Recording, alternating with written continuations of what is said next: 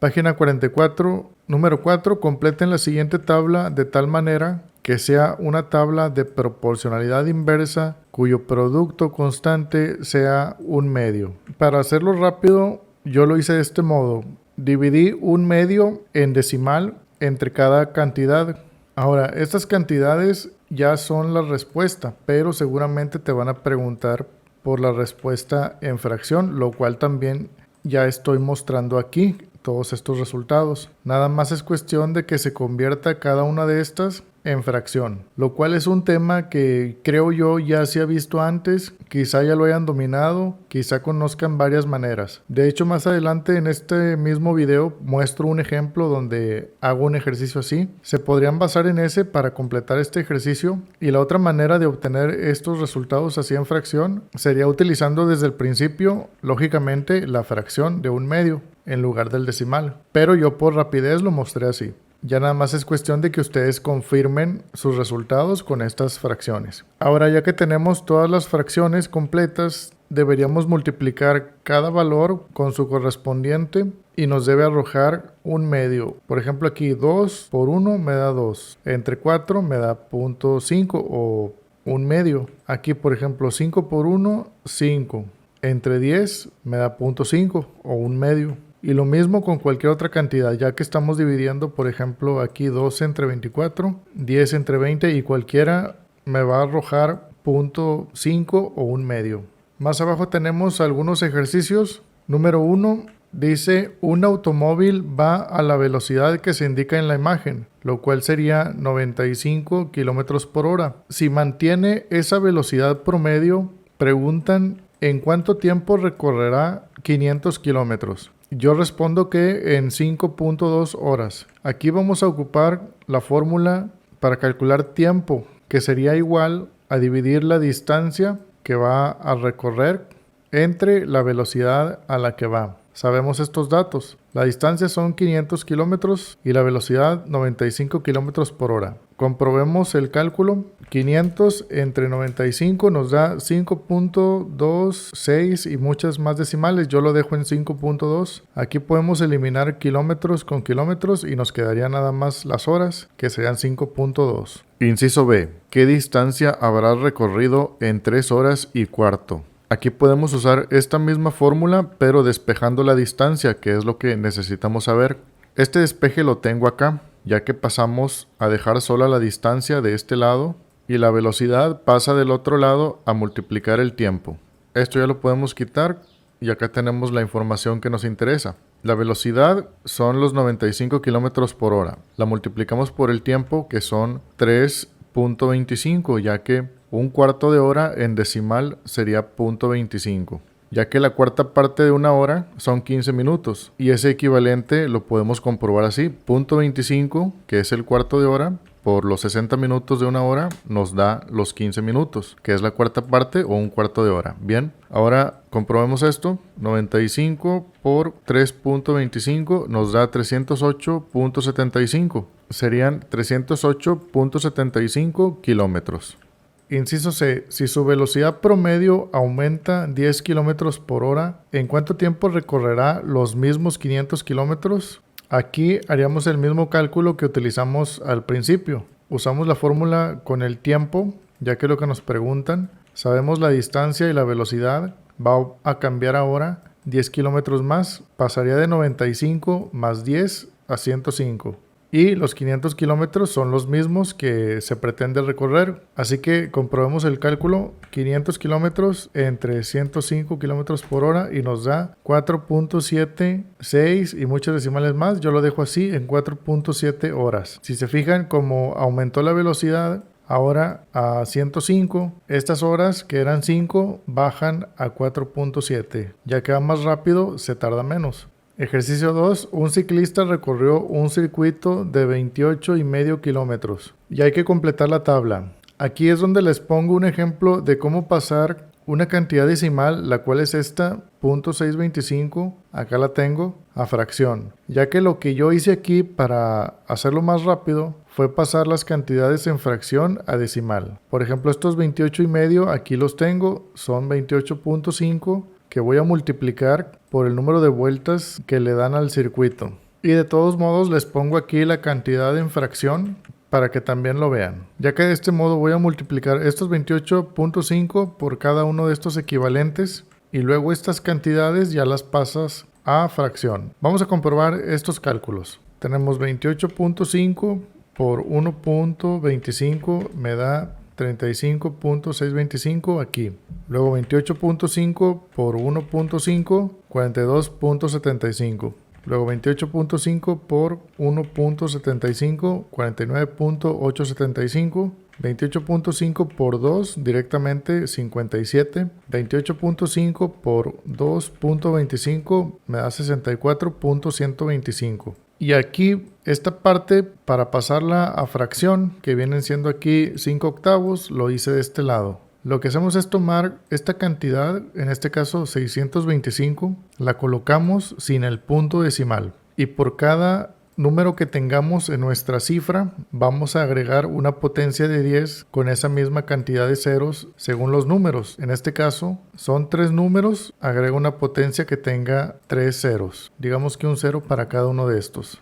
Ahora lo que procedemos a hacer es dividir entre la misma cantidad la parte de arriba y la de abajo. Hay que ir experimentando hasta reducir cada vez más cada fracción nueva que tengamos. Aquí, por ejemplo, es entre 5. Veamos, 625 entre 5 me da 125, que está aquí. Digamos que este ya lo tachamos. Esta va a ser nuestra nueva cantidad. Hay que comprobar también el de abajo. Son 1000 entre 5 nos da 200. Y esto ya lo descartamos. Seguimos trabajando con nuestra nueva fracción y hacemos el mismo procedimiento todas las veces que podamos. Veamos, ahora 125 entre 5 me da 25, 200 entre 5 me da 40. Está bien, entonces sigo trabajando con esta. 25 entre 5 me da 5, 40 entre 5 me da 8.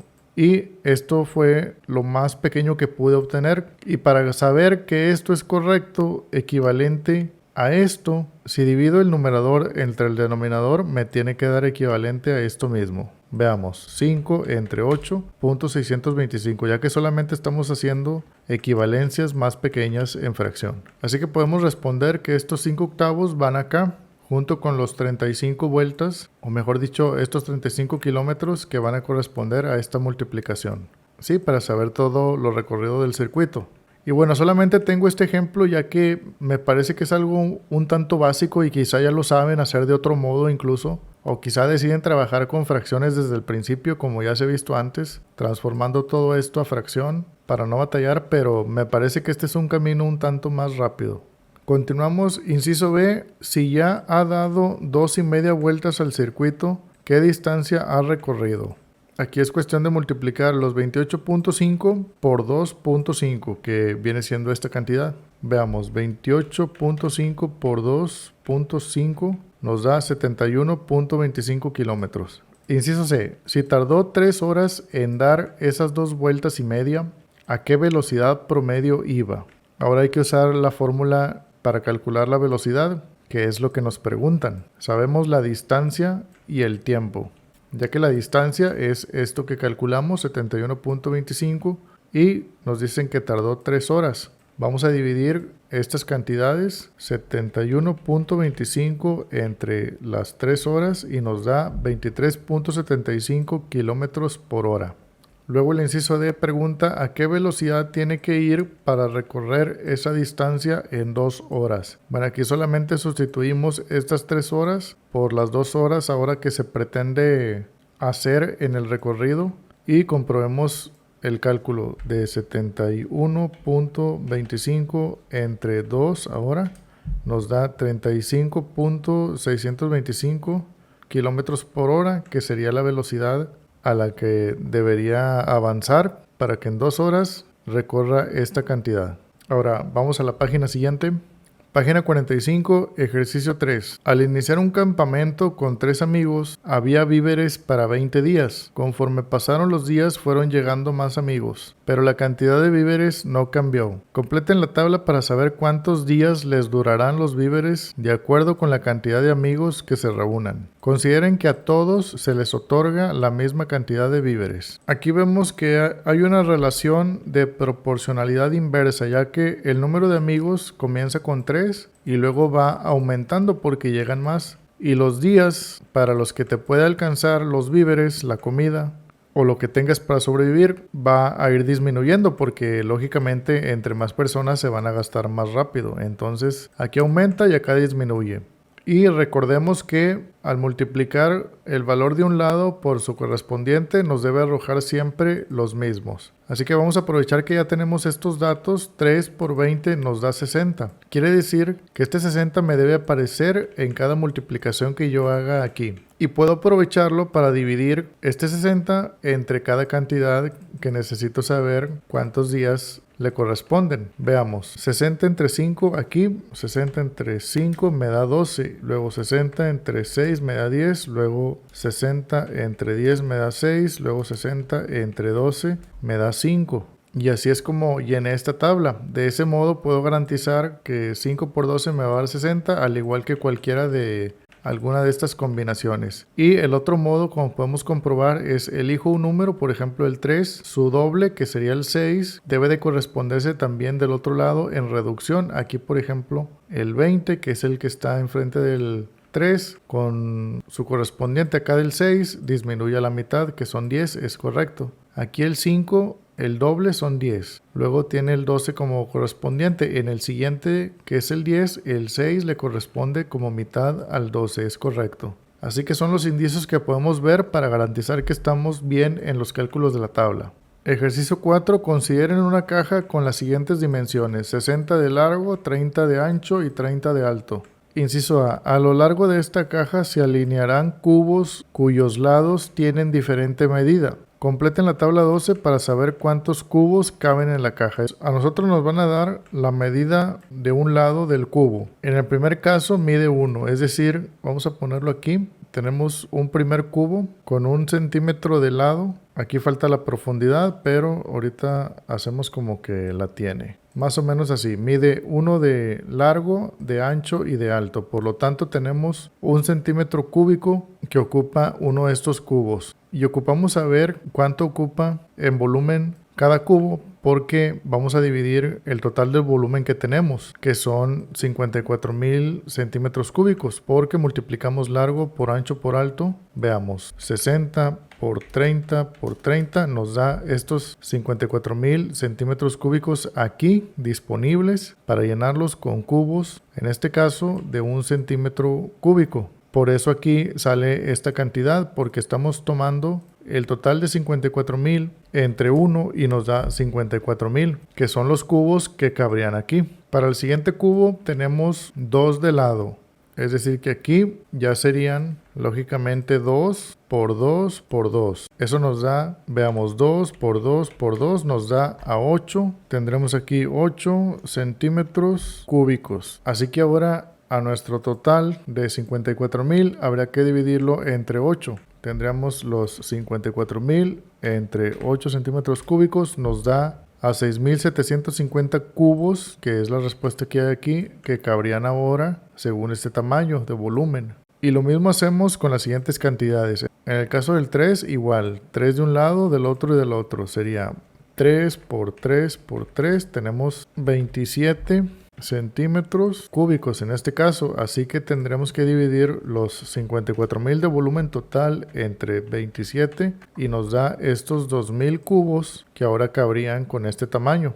En el siguiente, que tenemos 5, tomaríamos 5 por 5 por 5, nos da 125 centímetros cúbicos, por supuesto, de un solo cubo, para dividir 54,000 entre este volumen para saber cuántos cabrán. Veamos, 54,000 entre 125 nos da 432 cubos con este tamaño para cubrir todo el volumen.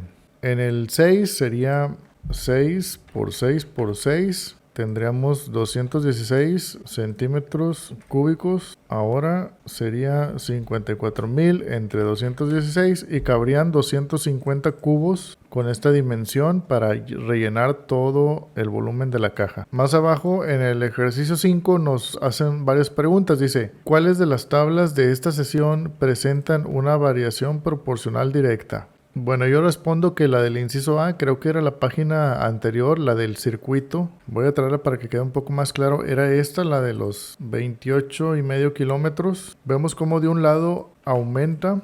Aquí 1 1/4, 1,5, 1 3/4, 2 de 1/4 y del otro lado también lógicamente van aumentando las cantidades. Esa es la que veo que es proporción directa. Luego, ¿cuáles presentan variación proporcional inversa? Respondo que sería la del campamento, donde teníamos esta tabla con los amigos que iban aumentando y los días en los que alcanzan los víveres van disminuyendo. Ahí lo mencioné claramente cómo los indicios nos daban esa respuesta de que era proporción inversa. Luego, ¿cuáles no son de proporcionalidad? Pues yo vería que la caja con cubos, en esa no podríamos decir que en los datos que tenemos alguno dependa de su correspondiente. Realmente no tiene alguna relación, así que no hay proporcionalidad ahí.